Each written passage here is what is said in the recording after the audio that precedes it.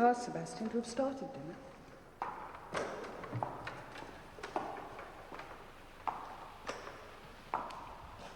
Thank you, Wilco. Well, darling, I've collected your chum. I thought you were dying. I thought so too. The pain was excruciating. Judy, do you think if you asked him, Wilcox might give us champagne tonight? I hate champagne, and Mr. Ryder has already had dinner. Mr. Ryder? Mr. Ryder? Charles drinks champagne at all hours.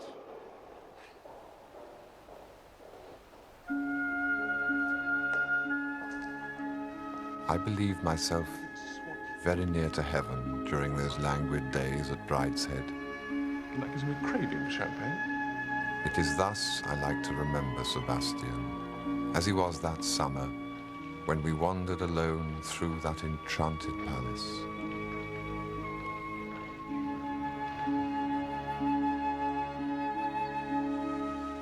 There's the dome by Vanbrugh. It looks later. Oh, Charles, don't be such a tourist. What does it matter when it was built if it's pretty? It's the sort of thing that interests me. Oh, dear. I thought I'd cured you of all that. The terrible Mr. Collins. Sebastian in his wheelchair, spinning down the box-edged walks of the kitchen gardens in search of alpine strawberries and warm figs, propelling himself through the succession of hothouses, from scent to scent and climate to climate, to choose orchids for our buttonholes. It was an aesthetic education to live within those walls. Since the days when, as a schoolboy, I used to bicycle round the neighbouring parishes rubbing brasses and photographing fonts, I had nursed a love of architecture, but my sentiments at heart were insular and medieval. This was my conversion to the Baroque. Why is this house called a castle? Because it used to be one. Till they moved it. What can you mean? Just that. It used to be a castle, about a mile away, down by the village. Then when they took a fancy to the valley, they pulled the castle down, cast it stone by stone up here, and built a new house. I'm rather glad they did, aren't you? If it was mine, I couldn't live anywhere else. But it isn't really mine. I mean, just at the moment it is. Well, usually it's full of ravening beasts. If only it could be like this always. Always alone. Always summer. The fruit always ripe. And Aloysius always in a good temper.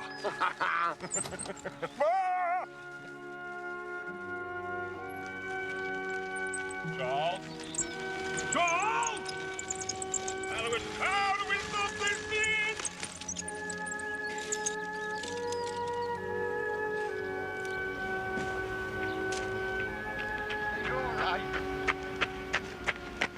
Very funny. Very, very funny. Come on. I suppose you'll be in bed for months now. One day in a cupboard, we found a box of oil paints. Mummy bought them, these paints.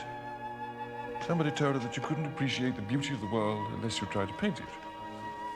Sebastian gave me the idea of decorating the garden room. She couldn't draw at all. Colours in the tubes were very bright, but every time Mummy mixed them, they came out kind of khaki.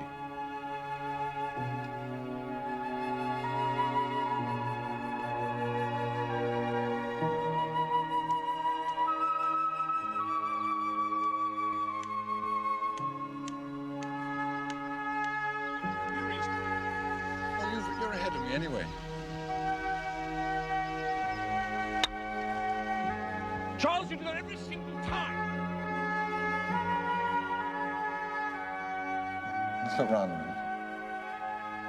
I knew little of oil painting and learned its ways as I worked. No, it's not right. By luck and the happy mood of the moment, the brush seemed to do what was wanted of it, and in a week it was finished. Not bad, Charles. Do you think your mother would mind? Well, we won't know till she sees it, will we? One day we went down to the cellars with Wilcox and saw the empty bays which had once held a vast store of wine. A lot of this old wine just wants drinking up. Should have laid down the 18s and 20s by now. The ladyship says to ask Lord Brideshead, he says to ask his lordship. His lordship says to ask the lawyers. That's how we get low. Oh, I know there's enough to last 10 years, but what happens then? That's what I want to know. Wilcox welcomed our interest. We had bottles brought up from every bin, and it was during those tranquil evenings with Sebastian that I first made a real acquaintance with wine. Now, for the fullest of appreciation, first warm the glass gently at a candle flame.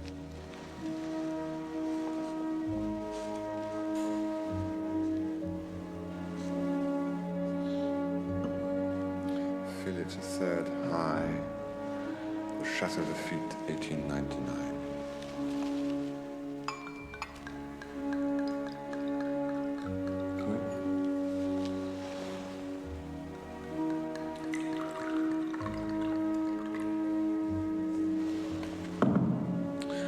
Swirl the wine gently around the glass.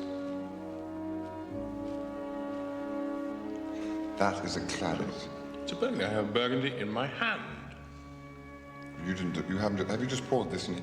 I have claret. This is Burgundy. This is Burgundy. I know this is Burgundy. Yes. This was claret. The glass that inopportunely dropped out of my hand. This legless glass. This is my glass. Charles, have another biscuit. No, this is claret. This is a click of claret, too. This is another click. It's a brother. Definitely a brother. Go in there. Up to the light. Up to the light. Under the nose. Breathe it in. It's like a flute by still water.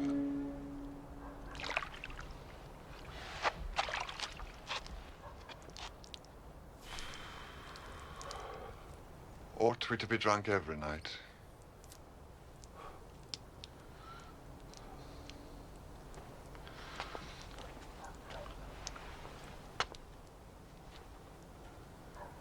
Yes.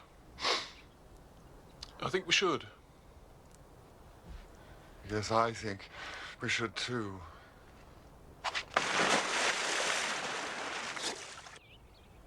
On Sundays, a neighboring priest called to say Mass. Sebastian's faith was an enigma to me at the time, but not one that I felt particularly concerned to solve. I took it as a foible, like his teddy bear. Such an old bore, Father Phipps. Kept me back half an hour after Mass talking about cricket.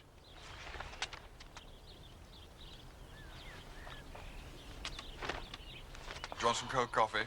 Yes, please. It's so difficult being a Catholic.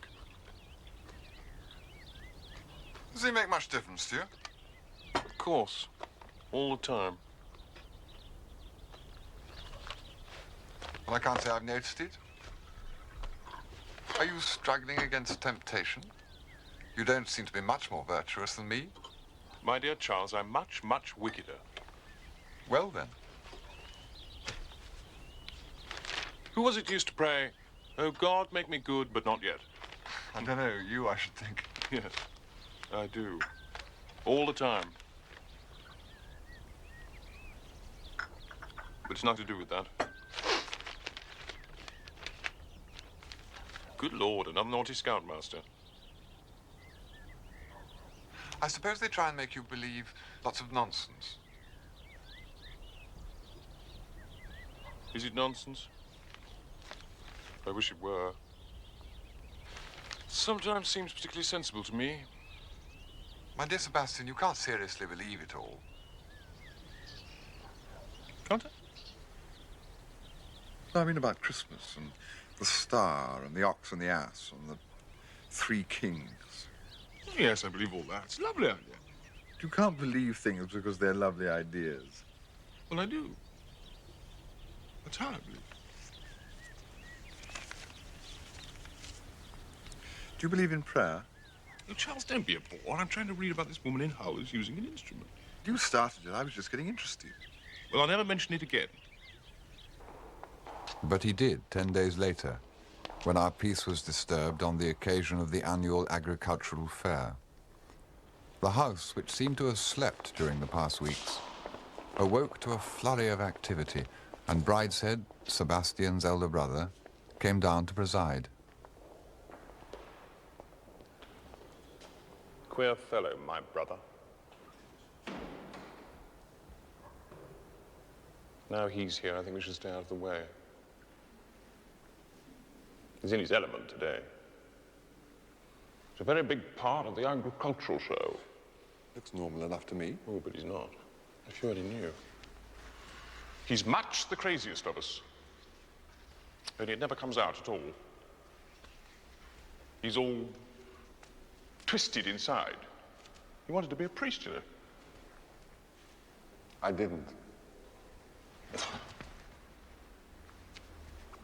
I think he still does.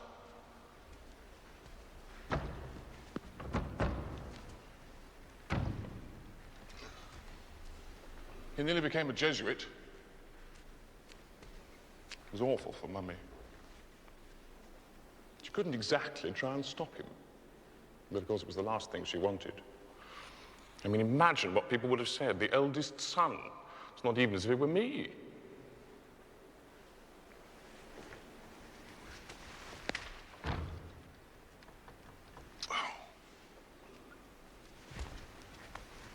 Poor Papa. The church had been enough trouble to him without that happening. I wonder if I'd been like that if I'd gone to Stonyhurst. I should have gone. But Papa went abroad before I was old enough. The first thing he insisted upon was my going to Eton. Has your father given up religion? Well, he's had to, in a way. He only took it up when he married Mummy. When he went off, he left it behind with the rest of us.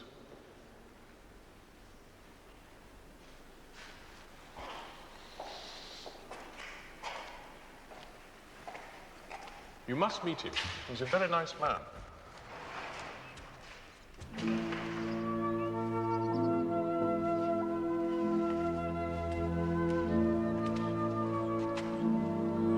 Now, don't look down, Jules.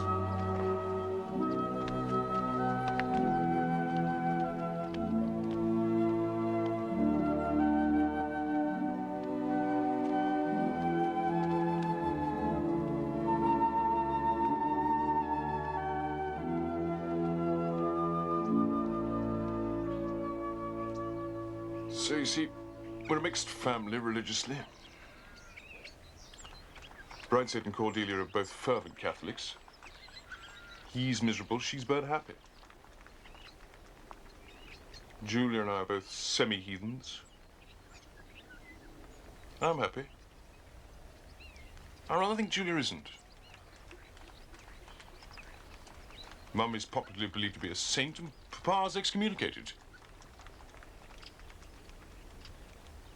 I wouldn't know which of them were happy. Anyway, however you look at it, happiness doesn't seem to have much to do with it.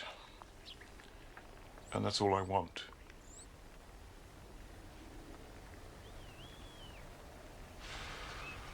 I wish I liked Catholics more. They seem just like everyone else. My dear Charles, that's exactly what they're not. Particularly in this country, where there's so few. I mean, it's not just they're a clique. Everything they think is important is different from other people. I mean, they try and cover it up, but it comes out all the time. So you see, it's difficult for semi-heathens like Julia and me.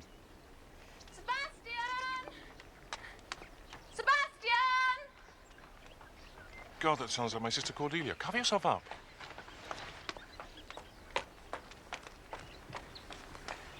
Where are you? Go away, Cordelia. We're not decent. Yes, you are. I guessed you were here. You didn't know I was about, did you? I came down with Bridie.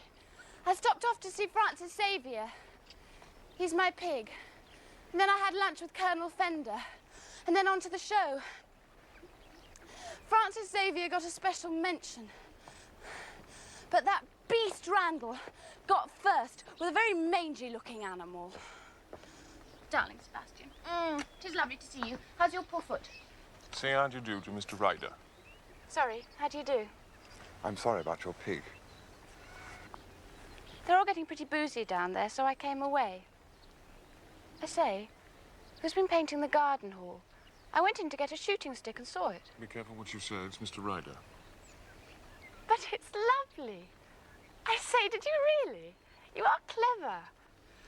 Oh, why don't you both come down? There's nobody about. Bridie's bound to bring the judges in. No, he won't. I heard him made arrangements not to. He's very sour today. He didn't want me to have dinner with you, but I fixed that. Oh, do come on. I'll be in the nursery when you're fit to be seen.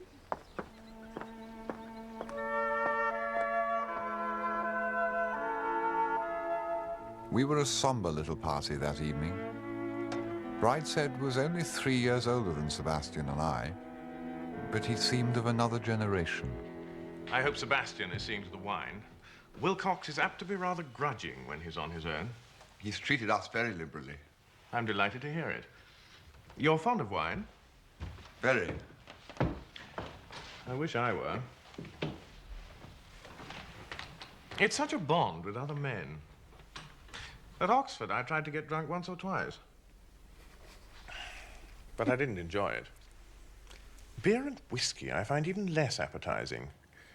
Events like today's show are, in consequence, a torment to me. I like wine. My sister Cordelia's last report said that she was not only the worst girl in the school, but the worst there had ever been in the memory of the oldest nun. That's because the Reverend Mother said that if I didn't keep my room tidy, Our Lady would be very grieved. And I told her that Our Blessed Lady didn't give 2 hoots whether I kept my gym shoes on the left or the right of my dancing shoes. Reverend Mother was livid. Cordelia, Our Lady cares about obedience. Bridie, don't be so pious. We've an atheist in our midst. Agnostic. Really?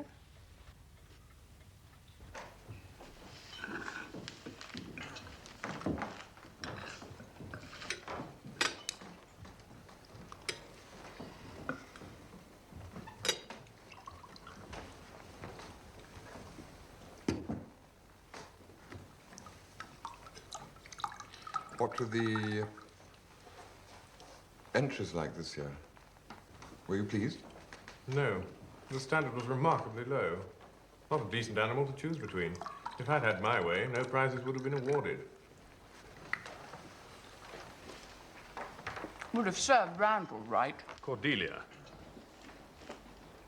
By the way, did I tell you I'd seen the Bishop of London? No, Bridie, you didn't. He wants to close the chapel. He couldn't. Do you think Mummy would let him? There are so few of us. It isn't as though we're old Catholics, with everyone on the estate coming to Mass.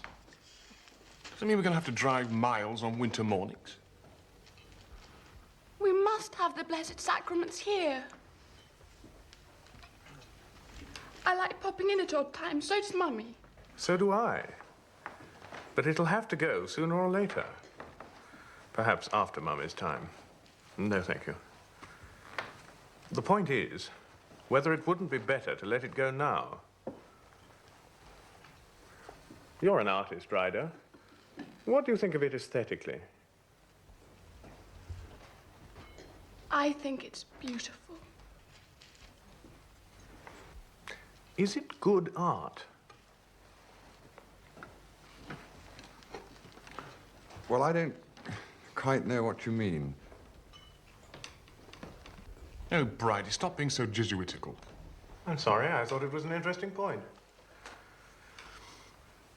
Well, if you'll excuse me, I must take Sebastian away for half an hour. There are some family matters to deal with. It's time you were in bed, Cordelia. Must I jest first? I'm not used to gorging like this at night. I'll talk to Charles. Charles? Charles? Mr. Ryder to you, child.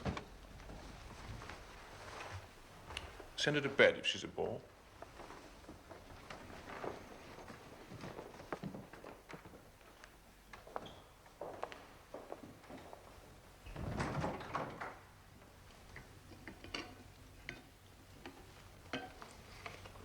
Are you really an agnostic? Does your family always talk about religion all the time? Not all the time. It's a subject that comes up naturally, doesn't it? Does it? Never has with me before. Then perhaps you are an agnostic. I'll pray for you. Thank you. Sure, it's more than I deserve. Oh, I've got harder cases than you. I've got Lloyd George, the Kaiser, and Olive Banks. Who's she? She got bunked last term from the convent. The Reverend Mother had found something that she'd been writing. If you weren't an agnostic, I should ask you for 5 shillings to buy a black goddaughter. Nothing would surprise me about your religion. It's a new thing that a priest started last term. You send 5 bob to some nuns in Africa, and they christen a baby and name her after you. I've got 6 black Cordelias. Isn't that lovely?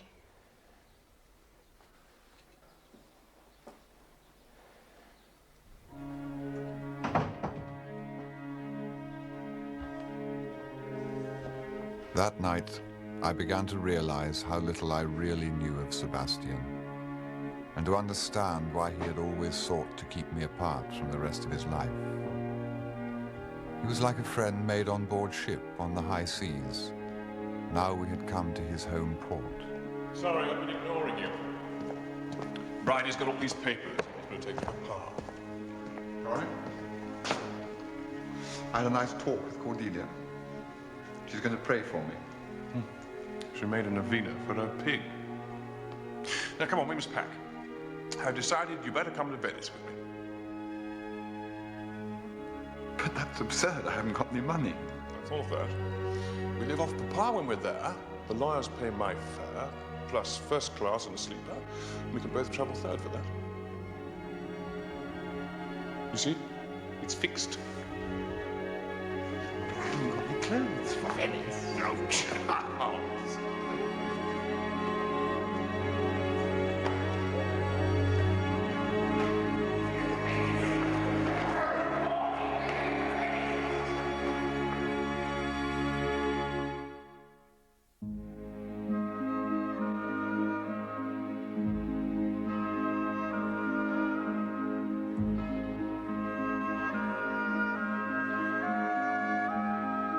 And so Sebastian and I came to Venice.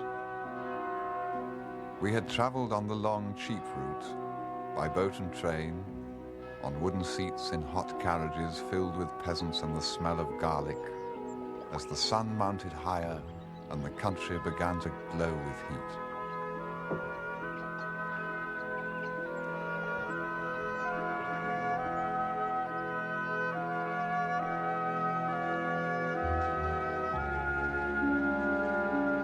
You've been here before. No. I came once from the siege. This is the way to arrive.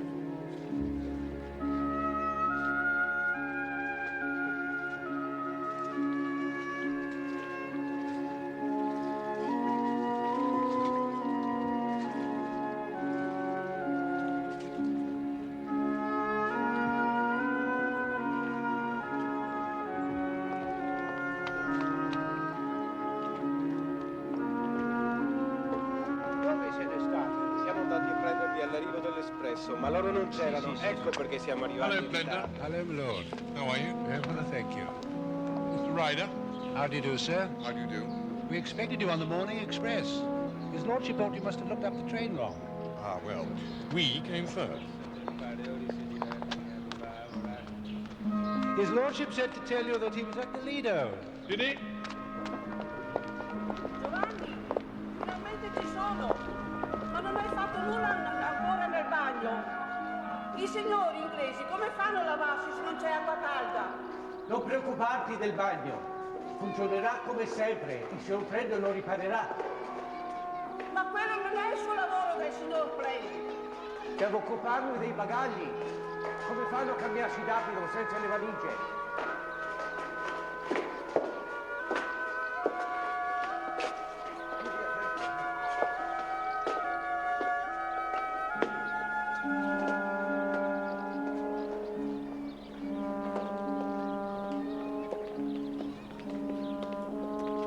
Presto, Maria. Prepari gli asciugamani. Sì, sì, i ragazzi li stanno portando. Sì, sì. This is your room, my lord, the one you had before. Right, thank you. Mr. Ryder, you're next door.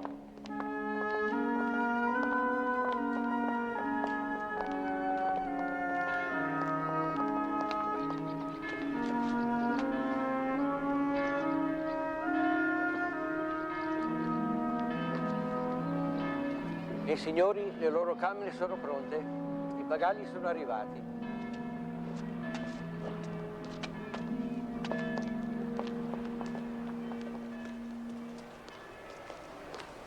Scusi. Presto, signori, portateli nella stanza di sua signoria. Mosquito. Mostica, non no. Prendi questo. Bacon wash. If I may, sir. Purtroppo il bagno qualche volta non funziona, ma il signor Prende lo aggiusterà.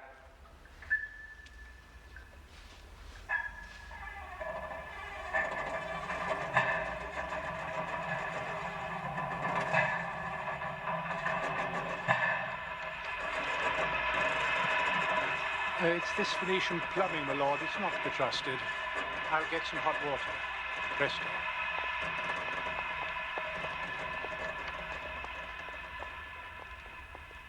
Presto, Maria. Porti dell'acqua calda. Ma ce ne sarebbe bisogno se lei avesse fatto riparare lo scappatoio. Se non si accomoda non funziona per niente.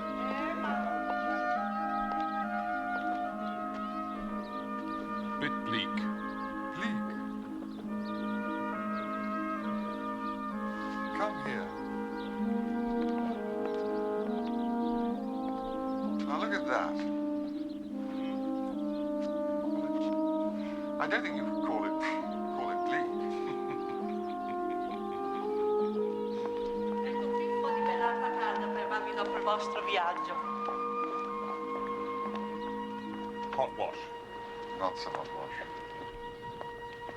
Signor Marchese è arrivato. Il marchese? Presto, veloce. Better look respectable to meet Papa. Blender, is my father alone? At the moment, my lord, yes. Good. Charles, we need him dressed for dinner.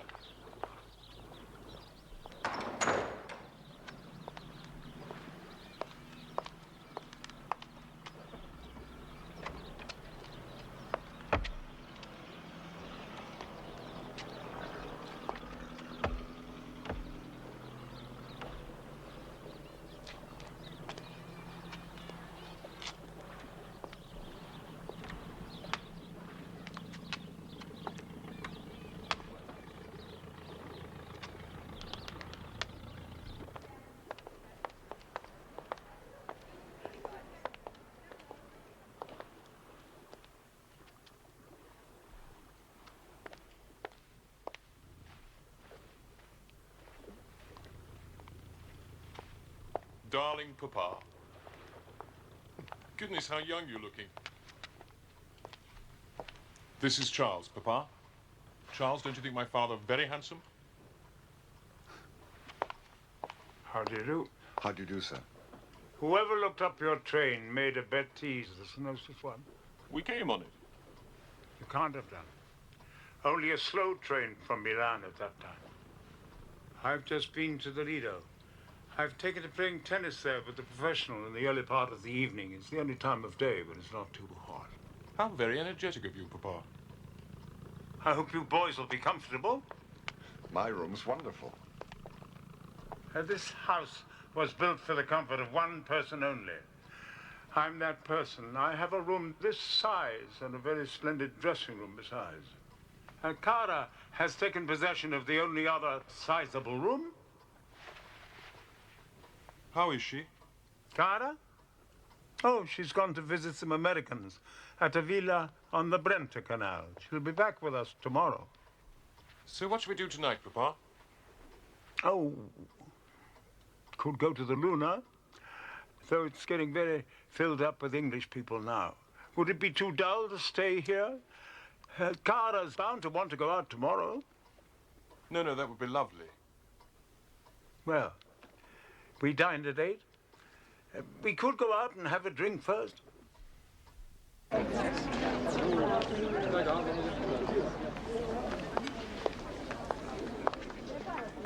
I had been full of curiosity to meet Lord Marchmain.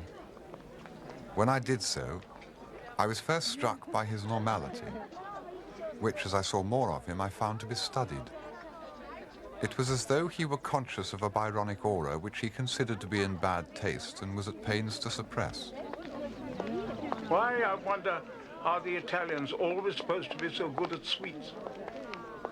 We had an Italian pastry cook at Brideshead until my father's day. Then we changed to an Austrian. So much better. Now I suppose there's a British matron with beefy forearms. How do you two propose to spend your time here? Bathing or sightseeing? Well, I should like to do some sightseeing.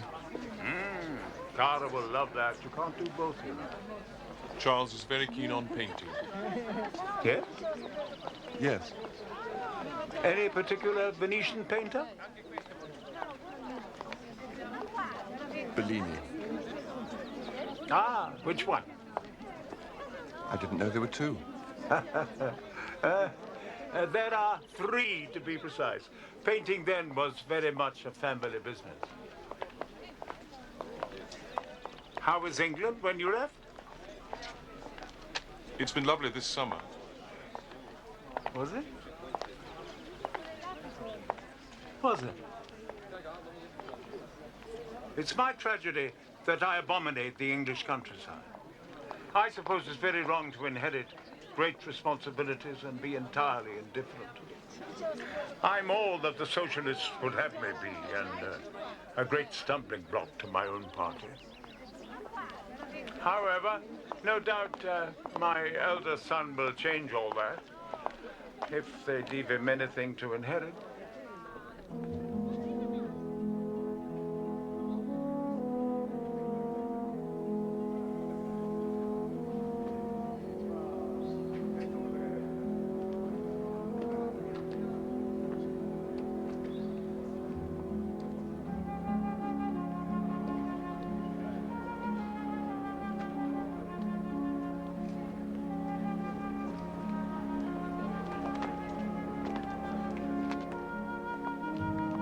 He's rather a poppet, isn't he?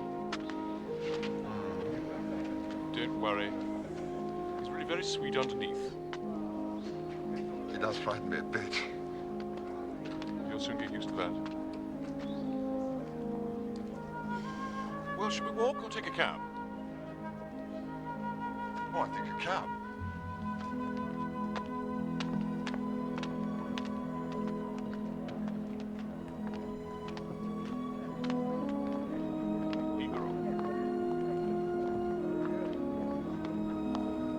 Where do you want to go?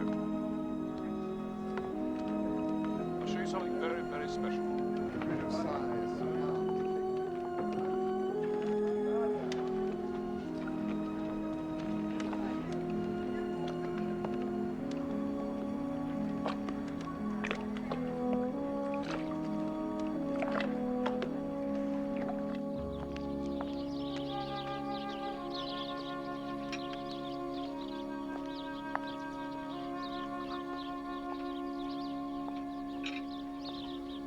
Lord Marchmain's mistress appeared the next day.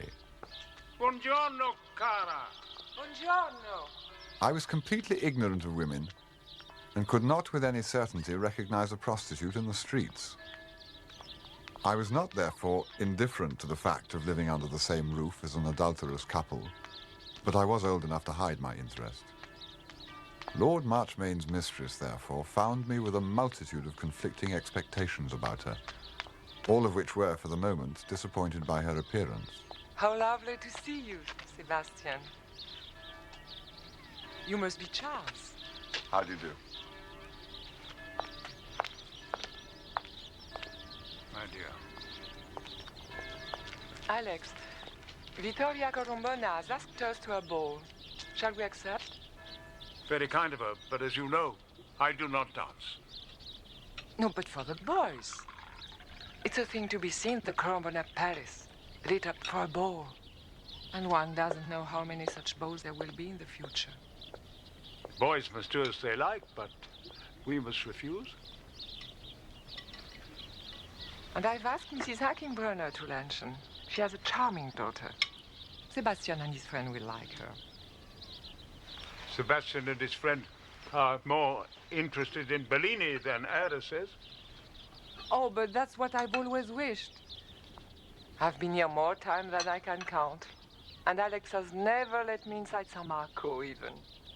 Let's become tourists. There's an extraordinary little man, Desi Gonzalez-Anco. He knows everybody. He'll make a marvelous guide.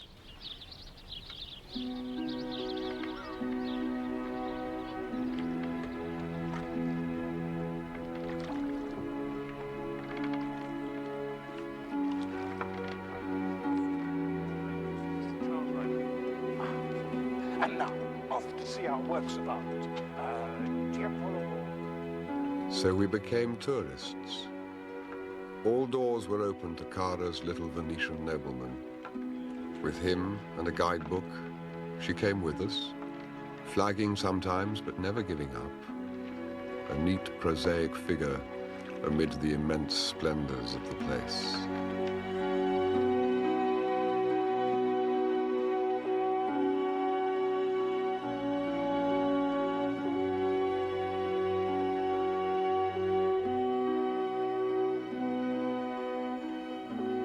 As a child, I had no religion. I was taken to church weekly, and at school attended chapel daily. But as though in compensation, from the time I went to my public school, I was excused church in the holidays. The view implicit in my education was that the basic narrative of Christianity had long been exposed as a myth, and that opinion was now divided as to whether its ethical teaching was of present value, a division in which the main weight went against it. Religion was a hobby which some people professed and others did not. At the best, it was slightly ornamental. At the worst, it was the province of complexes and inhibitions, catchwords of the decade, and of the intolerance, hypocrisy, and sheer stupidity attributed to it for centuries. No one had ever suggested to me that these quaint observances expressed a coherent philosophical system and intransigent historical claims, nor, had they done so, would I have been much interested.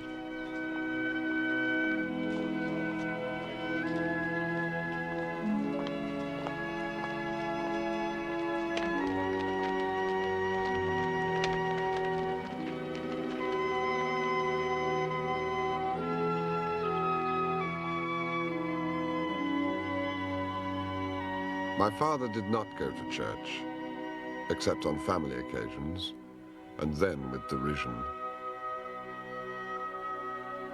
My mother, I think, was devout. It once seemed odd to me that she should have thought it her duty to leave my father and me and go off with an ambulance to Serbia, to die of exhaustion in the snow in Bosnia. But I later recognized some such spirit in myself. Later, too, I have come to accept claims which then, in 1923, I never troubled to examine, and to accept the supernatural as the real. But I was aware of no such needs that summer.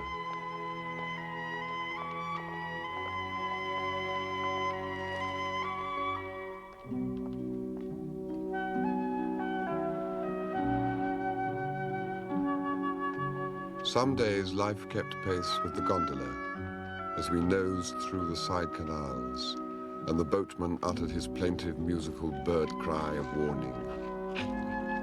On other days, with the speedboat bouncing over the lagoon in a stream of sunlit foam.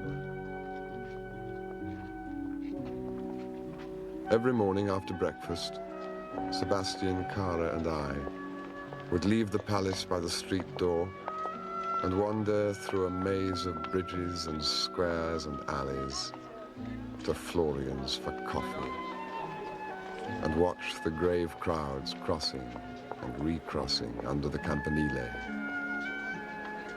I was drowning in honey, stingless.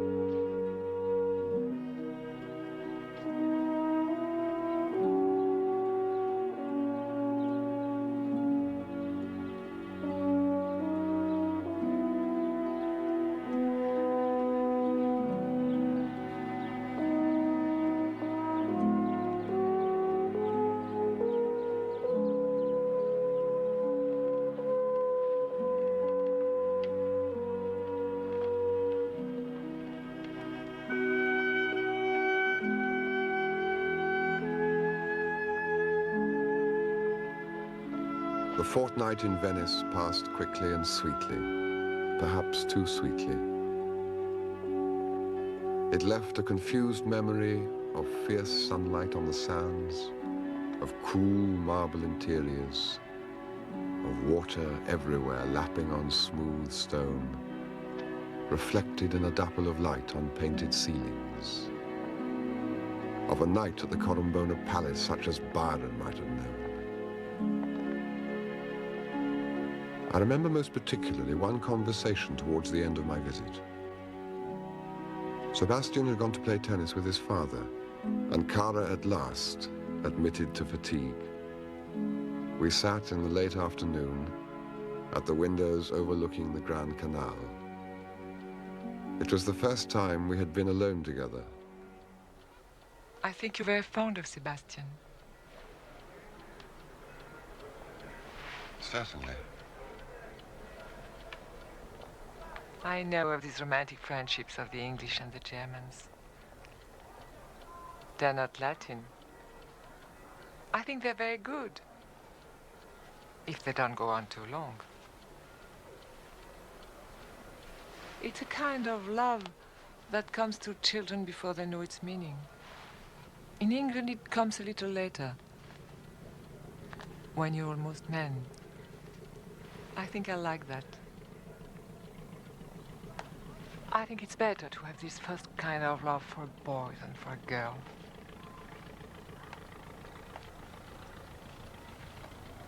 Alex, you see, had it for a girl, his wife.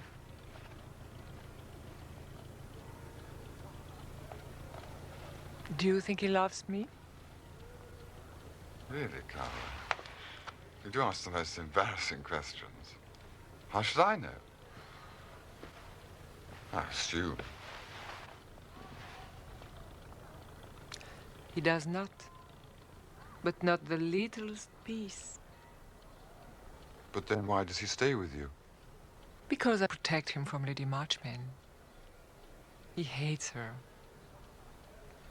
But you can have no conception how he hates her. My friend, he's a volcano of hate. He can't breathe the same air as she. He won't set foot in England because it's her home.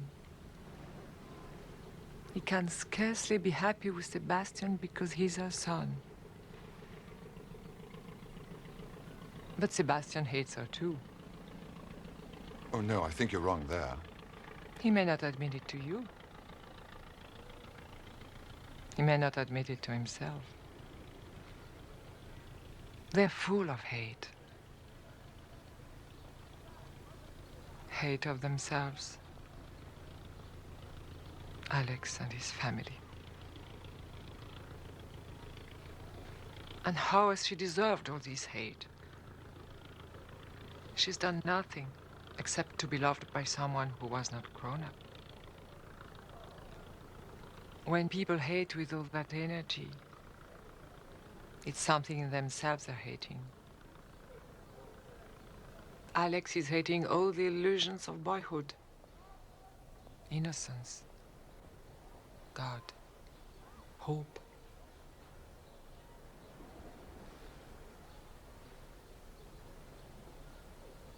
Sebastian is in love with his own childhood.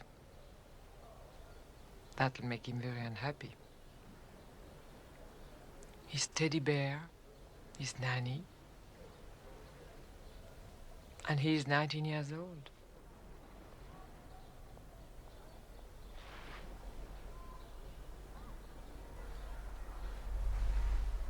How good it is to sit in the shade and talk of love. Come, let's go and meet them.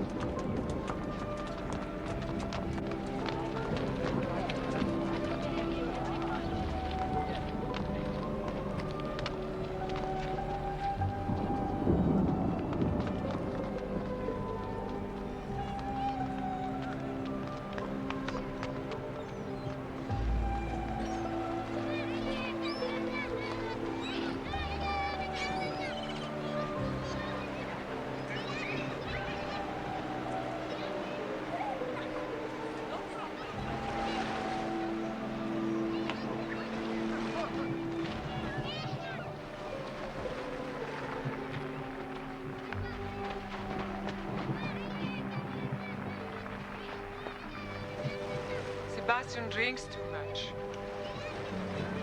I suppose we both do. Oh, with you it doesn't matter. I've watched you together. With Sebastian, it's different. He'll become a drunkard if someone doesn't come to stop him. I've known so many. Alex was nearly a drunkard when I met him. It's in the blood. I see it in the way Sebastian drinks. It's not your way.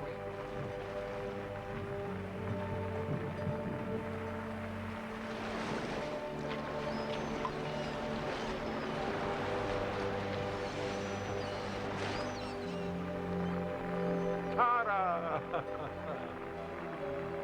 English weather.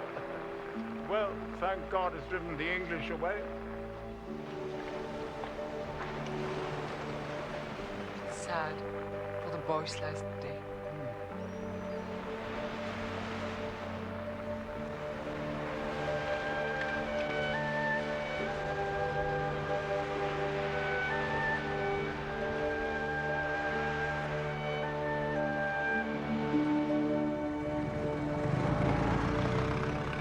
We arrived back the day before term began. On the way from Charing Cross, I dropped Sebastian in front of Marchmain House, his family's London home on the edge of Green Park.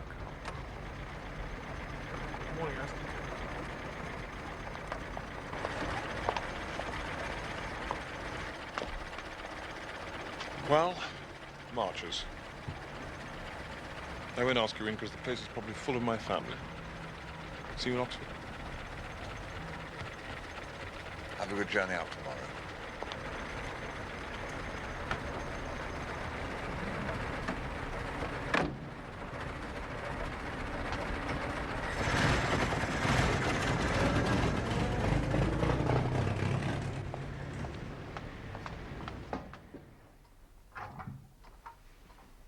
The taxi took me on alone to Bayswater, where my father greeted me with his usual air of mild regret.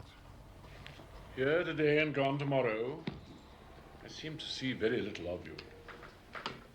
Perhaps it's dull for you here. How else could it be otherwise? You've enjoyed yourself? Very much. I went to Venice. Yes, I suppose so. The weather was fine. Yes, Father.